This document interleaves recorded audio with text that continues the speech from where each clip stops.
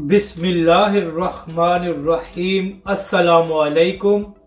आप देख रहे हैं यूट्यूब चैनल आम सी बातें।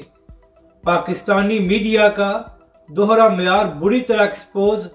अल्लामा साद हुसैन रिजवी का नाम लेते हुए तकलीफ होती है। इस वीडियो में हम इसी के मुतालिक बात करेंगे।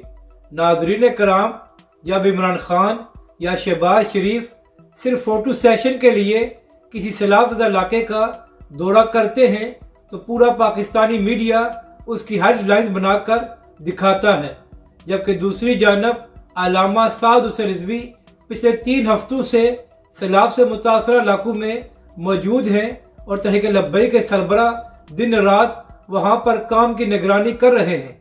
कल अल्लामा साद हुसैन रिजवी अंदरून सिंध मौजूद थे और आज तहरीक लब्बैक के सरबराह बलूचिस्तान गए हुए हैं, मगर पाकिस्तानी मीडिया को ये बताते हुए तकलीफ होती है कि अल्लामा साद हुसैन रिजवी वो वाहिद पाकिस्तानी सियासी लीडर हैं जो पिछले 4 हफ्तों से सैलाब से मुतासरा इलाकों में खुद मौजूद हैं और रिलीफ के कामों की निगरानी कर रहे हैं।